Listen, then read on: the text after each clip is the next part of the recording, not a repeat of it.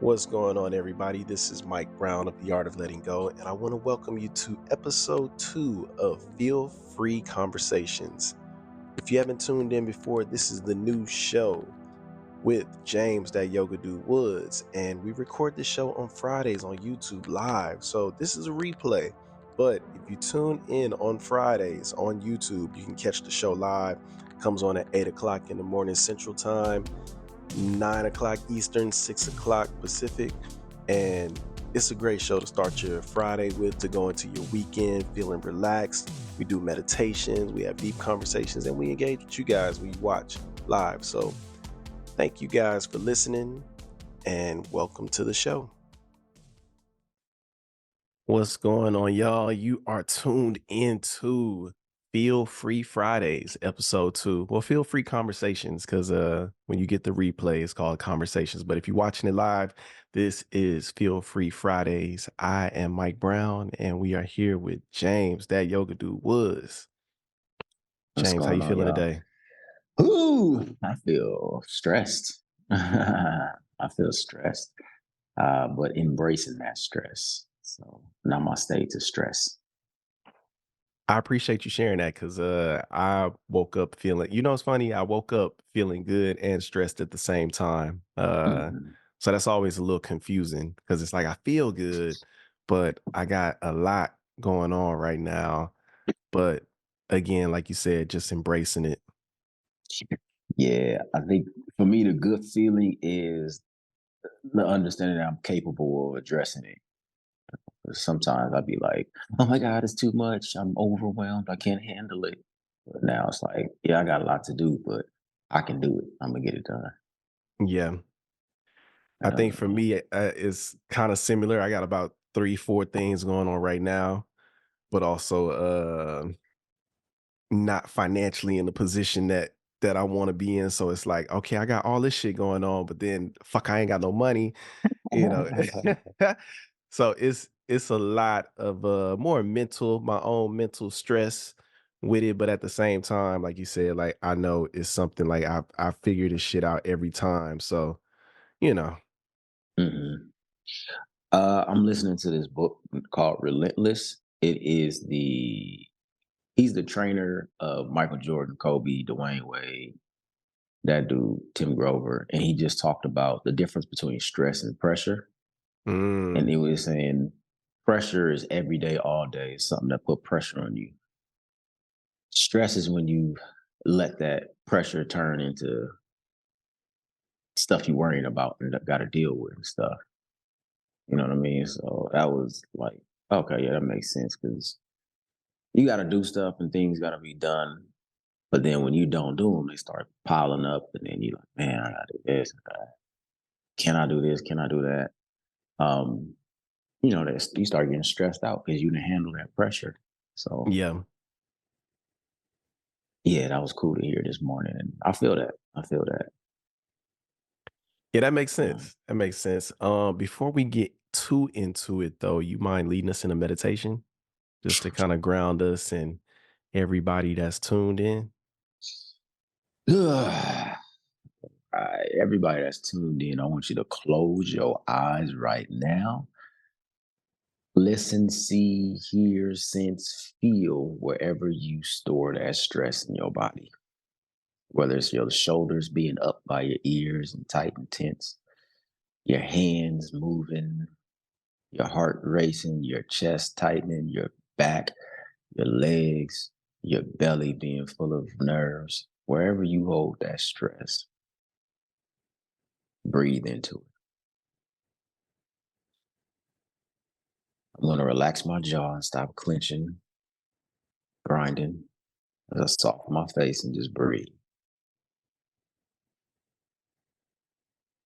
Release with an inhale and bring in everything I need. And then with the exhale, release. Let's do 3 deep breaths with a relaxed mind and body. On a count of 3, we start. 1, 2, 3. Let's inhale. Exhale, feel your body just release, relax. Inhale. Exhale for your mind. Just focus on your breath. Inhale and exhale.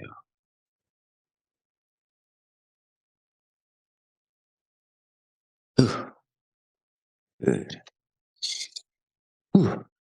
Cool, cool, cool. I appreciate that. Thank you. I Um, appreciate that. Something that's been coming up for me lately is the difference between living to work and working to live. And it's been coming up a lot because I'm in that space of I am open to working for somebody, but it has to be something that I want to do. Like I can't just go. Actually, I'll tell you, I had an interview yesterday to teach, and it just did not speak to me. Um and it was in China. It was in China. Mm-hmm. Mm-hmm. But one, China didn't really speak to me. You know, it's funny. The lady asked me the question. Shout out to her, but she was asking me these questions, and they really felt more like reflection points for me because she asked me why China, and when she asked me that, in my head, it was like, yeah, nigga, why China? And yeah, it Like, didn't speak to me. It didn't speak to me, and she asked me like, why did I quit my job? And I told her why I quit my job. She asked me about the art of letting go. Told her about it, and she's like, "Is this something you plan to still do?" mm, And in my head, I'm like, "Bitch, I'm gonna do this shit forever." And I didn't call her a bitch, but I did tell her I'm gonna do this forever, you know. And right. she asked me, what did I know about China?" And I told her, "That's how I know." You know how sometimes you just know, like, man, I don't want this shit. She's like, "What do you know about China?" I was like, "Well, I heard it ain't a whole lot of black people out there, and the black people that go out there experience racism." That's funny. And she was like, "How long ago was that?" She was black. Nah, she was Asian. Well, she was Yeah. Chinese. But That's funny. yeah, it didn't speak to me. And, you know, even in that, like even in me doing this interview, like she still was like, "Yeah, I'm gonna send the offer letter and all this." And I'm like, man, like that's not what I want. I And, don't know this. you know, I guess this morning I woke up kind of like going back to the drawing board of like being very clear of like, if when I go back to work, I really want to work in audio, I really want to work in audio production. Like this is what I do. And I'm not willing to settle for it because I don't want to just work to live. Mhm. I think I have an interview today too. Um, some African American community representative or something like that. So I'm kind of like, all right, I gotta go find. You know how you apply for jobs, but then you lose the description of it, so you don't really know what the job is. So you like, you tell me what the job is. Um, but I think to answer that, for me, it gotta feel like a flow. I feel like the work that I do and I get paid for, it cannot be out of the flow of the work um, that I just love doing. Now, I have the privilege of doing that because, I'm not in a situation where I got to feed people and, put medical benefits and stuff together like that as a single person. As far as like, taking care of people, I got that luxury to be like, if it's not aligned with what I want to really do, I Same. can't do it. You know what I mean? So that is a privilege that I have, but then it also forces me to really sit down and see what is aligned with what I want to do. And I Yeah. think I have been very fortunate to have jobs uh aligned with what I was doing. So like if I'm moving into community stuff, it's gonna be a job there. I'm moving into yoga stuff, it's gonna be a job there. So all the jobs and things that came naturally and easily in a flow, where you got the job before you even do the interview, before you even fill out, somebody kind of pull you to the side, like boom, boom, boom. So for me, getting a job in the world that I'm already in, if I got to step out my world to go get that job and do that, it's like I'm chasing paper. Yeah. And I'm not in that situation right now where I need to chase paper. But I'm kind of putting myself in that by the things that I want and my lifestyle changing. So it's like for me, I'm not gonna chase no paper in that way, but I'm more open to my sphere of like who I am and what I want to do. So I was like, okay, I can do something in academics, but I'm not doing XYZ. I can do something in mental health. There's a million jobs out there where I can go be like um, they call it a peer specialist or behavior specialist, where you go in and basically babysitting the kid, Yeah. something like that. I don't want to do that, and especially not for $10 an hour that they give you. Like I'm cool. So reaching out to my networks, reaching out to the people and the things I've done before, just reaching back and reaching forward in the line of the things that I want to do still is keeping myself in the flow of not just living or working for, would you say working for life, working for, Working to live instead of living you to know, work. yeah, that goes against, that goes against where I'm at right now. So, um, yeah, I'm gonna skip that. Yeah. Nothing against it for the people who have to do it because of their obligations, responsibilities, and dreams and goals. But I think there's definitely a time and place for that. If you're building something, you just need some cheese to fund what you're building. Cool. But for me, I feel like I have enough things to be able to do that. And just getting my mind in a position where I don't have to work to live is very possible. So it is what it is. Man, I'm What's the last curious to know, um you said what? What's the last job you had? Shit, being a teacher, elementary school teacher. What was on the last day as an elementary school teacher? What was you feeling? Fucking relief. Like, if I'm being honest, I was glad to be done. I was glad. I was so stressed out. I think I've talked about it on the podcast, but I was like, my body was physically taking on stress. Like, I wasn't able to sexually perform and shit because I was so stressed out from that job. So like it felt like I bust an emotional nut leaving that job. Eyes Um, free now. yeah.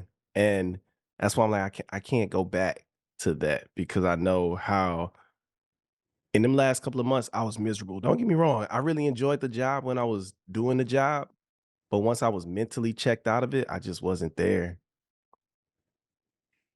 Yeah. And what's the last job you had that you enjoyed? That was probably it for some months. Like, I mean, it was only for a few months that I didn't enjoy it. And when I didn't enjoy it, I got out of there. But Mm. like my time of doing it, like the 5 years I was in it, I would definitely say I enjoyed it more than I didn't, you know. But I don't see myself in a classroom. I could work with kids, but not in a classroom. And the level of like, what was it about the job that made it so hard, bad, stressful? It was energy consuming. When you talk about babysitting, I was babysitting like 26 kids, each class, and I'm doing Hmm. like 4 or 5 classes a day. That's a lot. That's crazy. Yeah. That's crazy.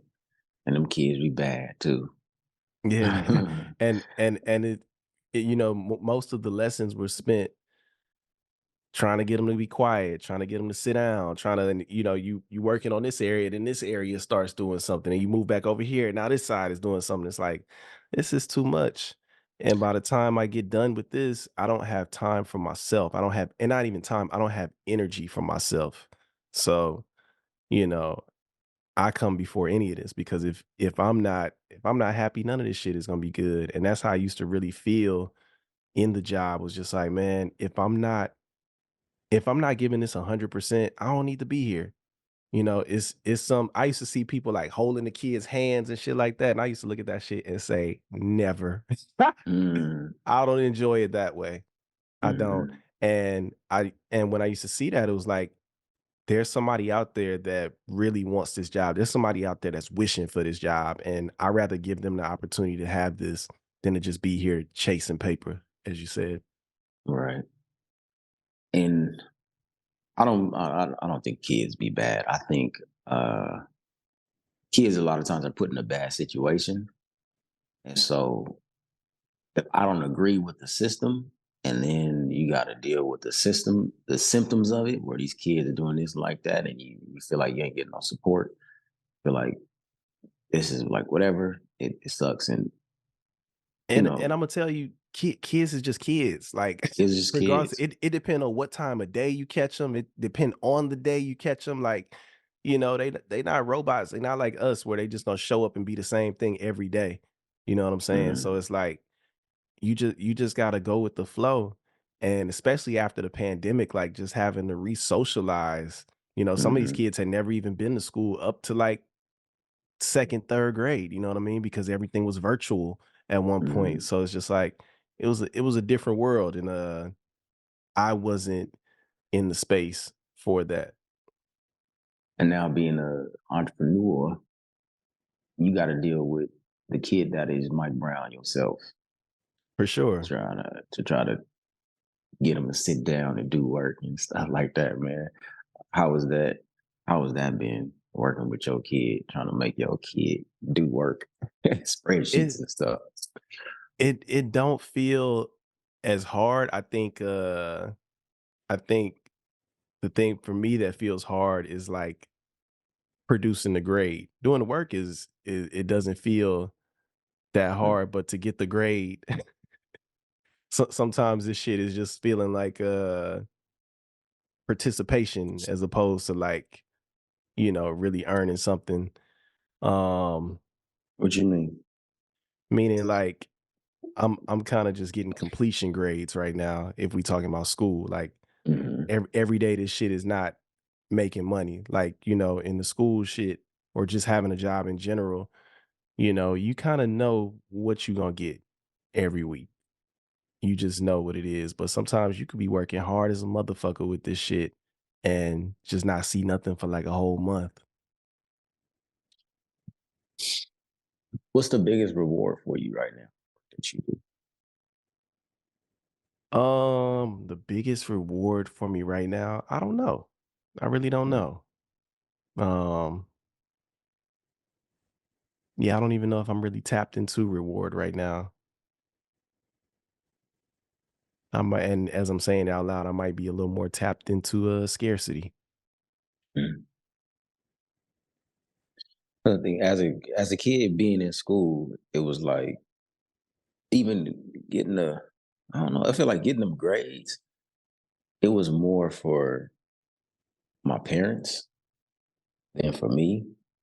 I think one of the most rewarding things about school, even looking back now at it, is like, oh, I was able to learn something. Like I got this now.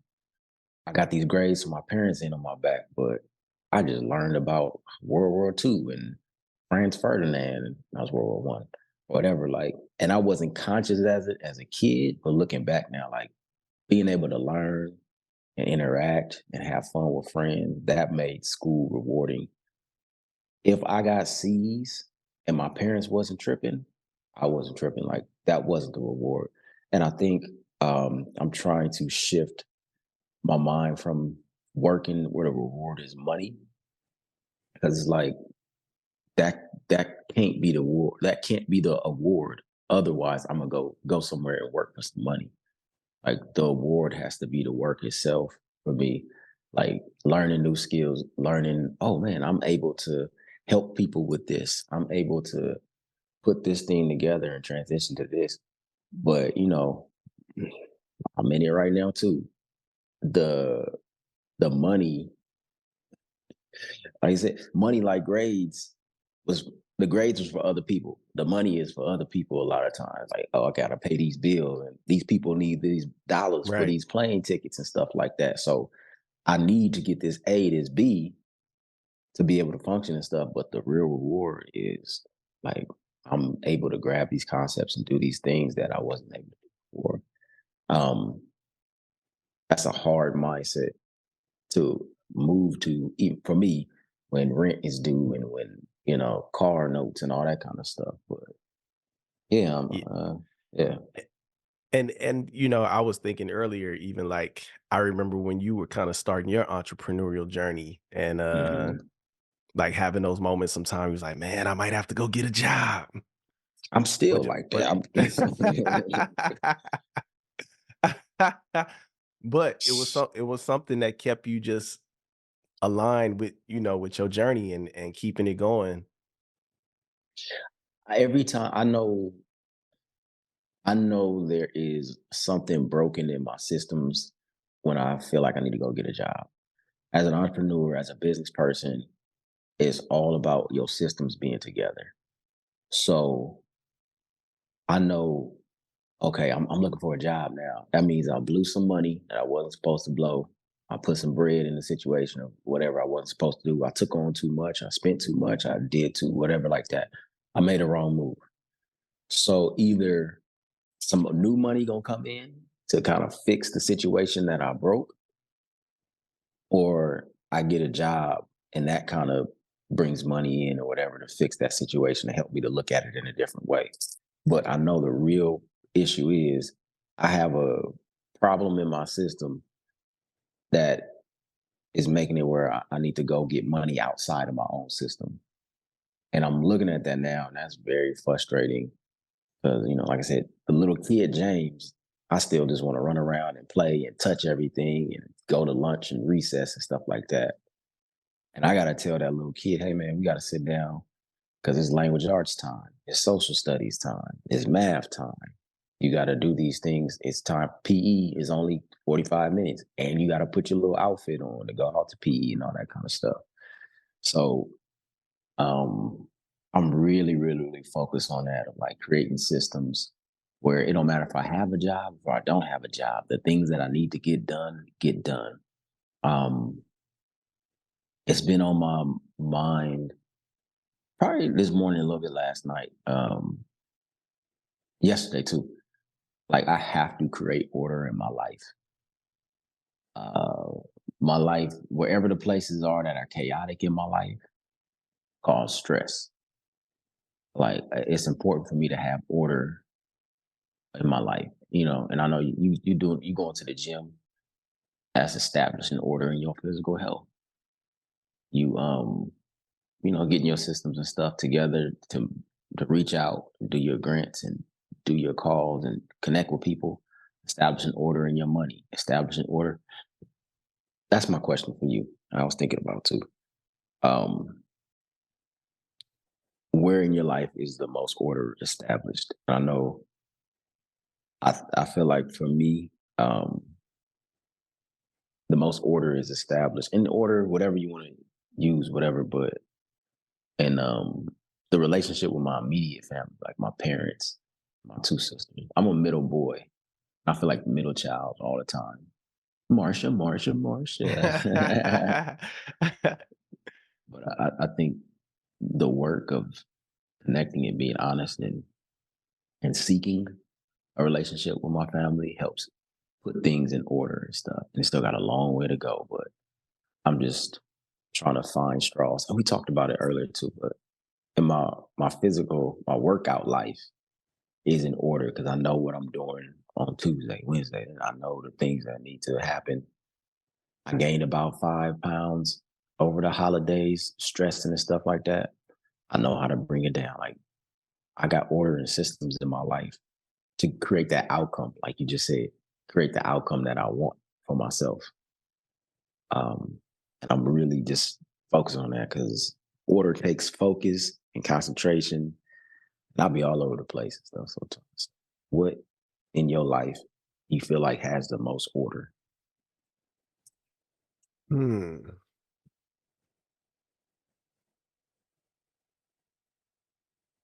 Yeah, I would say, and you said order is like focus. Order is, You know what's gonna happen. You know the outcome already. You know what it is. Um, Yeah, I would say my routine, mhm, like my morning routine is where I have the most order. I am working on getting in order with my business. I've created a schedule for myself. I created a 40-hour schedule of if I were to work 40 hours for myself, how would I spend this time and mhm, how would I break it down? And I will say in the last couple of weeks it's been helpful just to mhm, be able to work on this and write it out what I'm doing. Like I've been trying to for myself just keep a log of what am I doing. So when I have those days of like feeling like I'm not doing nothing or nothing's happening because I'm using somebody else's reward system, I'm able to look mhm, back and see like this is what I did this last week. This is what I did yesterday. This is what I did today. You know what I'm saying? mhm, mhm. Yeah, because we grew up, other people putting order on us and stuff. I mean, I'm having a hard time establishing order in my, uh, I guess, love relationship Mm. because it's so new and it's so like it's such a it's such a thing of okay, I might have order in this area, but then it got to align with the order she has. So like we got to bring the order together. You know what I mean? And I think I never looked at it like that before. It was always I need to get what I want when I want it. You know what I mean? So we talked about having check-ins, like designated time meetings and things we talk about and stuff like that, man, and therapy and all that kind of stuff. Like I didn't realize that there must be order in a relationship. I think in therapy school and then as a therapist, you call it family dynamics and stuff like that. And it's like, oh, okay, yeah, I get what that means now. Looking at it from a different perspective. But before I bring order to the family dynamics, I got to bring order to myself. You know what I mean? So, but yeah, I definitely try to block my schedule and day into a 9 hour or 8 hour work day. Like I try to make myself 9 to 5, my own work. And it can be tough sometimes because it'd be like, I've dedicated this much time, but it ain't enough. I got to get this done. And I'm doing this and doing that. So it's constantly creating order from chaos. Yeah, listening to you say that, it made me reflect on my romantic relationship right now, and it probably feels like one of the relationships where I have the most order. And even though it is long distance right now, I would say when it was in close proximity, it was in order. And even being distant, like it's almost forcing us now to be intentional about that time. Like this week has probably been one of the busiest weeks for both of us. And I think yesterday, like last night, I kind of just felt the emotion of being so busy and taking that time to tap in and just feeling like, man, like I've been focused on a lot of other stuff this week, and then coming back to this space and being present, it felt like it almost stopped time. Mm, that's dope. Sounds like a beautiful space, man. It is, and I think not even that there's pressure from him, but I think we put pressure on ourselves, and I put pressure on myself to to be whatever I think the best version of me is supposed to be, you know? Hey, I'm Might supposed to have well this, I'm supposed to have that, I'm supposed to, have that in the relationship. You're saying, or No, I'm saying for myself, like who mm, Mike is supposed to be in a relationship, not the relationship. Like mhm. I think when I stop thinking like that, it feels like, it's that that I am enough. It's that reminder of I am 100%. enough. But, 100%. being in isolation, sometimes I don't feel like enough, It's like, I don't have a job, I don't have this, I can't do that. You know? Yeah. Can you hear that lawnmower? Mm-mm. Oh, That's gonna be like your uh-oh, running line every pretty week. much. Y'all hear that? Oh, man. 100%, man. In the relationship, I feel afraid that she's gonna leave me because of those alone thoughts I have coming into the relationship of me not being enough. Like you said, oh, I need to be doing this. I ain't got enough of this. I ain't doing that. And so in a relationship, it's like I can't hide from those thoughts as much as I can when I'm single. So it's difficult for me to be in that constant pressure that I put on myself. Um, and then I bring it to her and she's like, nah, that's not even what I'm thinking or tripping on, or something like that. It's like, oh, okay, I need to say that. I really love and appreciate y'all relationship. It feels like a good Netflix show I get to watch. I was talking to Dante at Byron's little thing. He was like, you can't travel across the country with somebody and not have a deep bond, like not, so y'all gonna get married or just love each other forever or something. Yeah, 'cause you can't experience, what was that? Y'all did what, 2 months, 3 months? Yeah, 2 months. Shit, 3 months 'cause I spent the month in New York. Yeah. So 3 months traveling close quarters and then long distance and stuff. Like, I'm not trying to put nothing on y'all relationship, but just there is, it seems like there's something there. And I think even for the need for order, first there has to be something there. You know what I mean? And I think even going back to the question of job and working and live and stuff, like a job creates order for you because it ain't it ain't something that you willing to create order for yourself. It ain't your heart. It's just I'm coming into somebody else's order, Yeah. somebody else's creation. But when it's something that's natural, it's in there or whatever, you're like, okay, I'm willing to create order around this that I have. Does that make sense? It does, it does, and, yeah, it's funny because I was listening to you say, sometimes you fear being left, but, that doesn't come up for me. What really comes up for me is, I wanna hold my own weight, you know what I'm saying?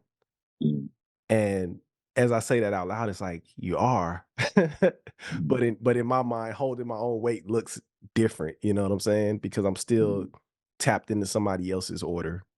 mm. Um, and I think that's a testimony to how you feel about him. Yeah. Like, oh, this is such an amazing, incredible person.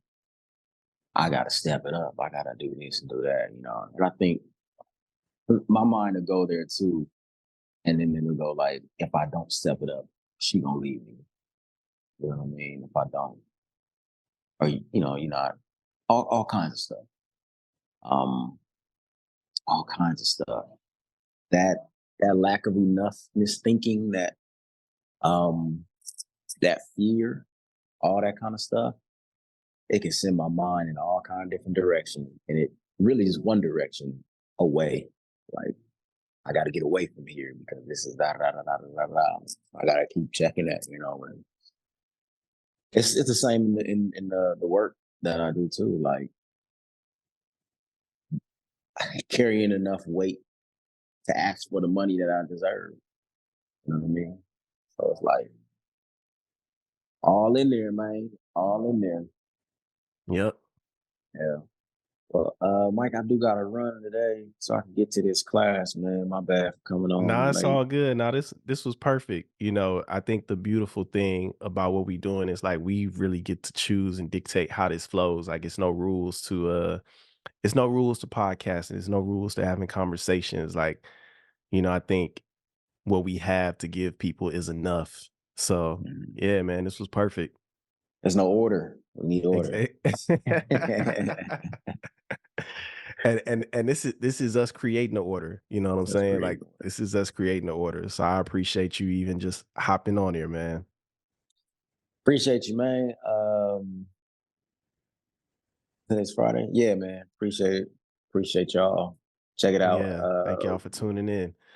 February 1st, I have the Yelling to Yoga workshop. I will send you the links and everything, Mike. I know I have it. DatYogaDude.com, DatYogaDude, but the Yelling to Yoga workshop. So I was a therapist working in somebody else's order, and it just was not a fit for me. I was working with these kids and these families and giving my heart and everything I could to them, but I didn't feel the system was supported. I didn't feel like I was doing the job that I really could, and I ended up getting burnt out. And I got burnt out because I expected the system and the job to fulfill me in ways that only I can. And so in this Yelling to Yoga workshop, we are going to learn the skills and the tools that I developed to take myself from frustrated, scared, depressed, anxious, angry, burnt out, and yelling internally and externally to a place of calm, understanding, centeredness, peace, and a clear mind and body through yoga. So sign up for this free workshop. It's going to be free. We're going to see how many people because we only got limited spaces. We're going to see how many people we can get this done with, because we're going to dive deep and give the tools that have helped me really separate from being in a chaotic, stressful workplace to being able to do my own thing and help other people do their own thing, freeing them from that feeling of burnout, stress, and anxiety. And hey, man, getting us on those routines, making time for ourselves. So we're going to dive deep into that process in this Yelling to Yoga workshop, February 1st. The link, I'll send it to Mike Brown so he can have it in there. I'm super excited about this workshop. I can't wait to see you there. That's what's up, man. And January 25th, I am starting my workshop. It is The Artist's Way, the book written by Julia Cameron. We are doing a creative circle, and we want you to be a part of it. You know, whether you are a professional artist or somebody that's just trying to figure out what is their creative talent, we want you there. We want to help you unlock your creative potential, and it's no better way to do it than through community. I've read the book 4 times. The first 2 times I tried to do it by myself, I never finished. The other 2 times I did it, I released my own book. Um, Mind you, I'd never written a book before ever in my life. So just the freedom that it gives you to create and also see life as art, even what we're doing right now is art. So I want to help y'all explore that. So I'll have the link in the bottom as well. And yeah, you And can Brandy sign up for Cousin it. going to be there too, right?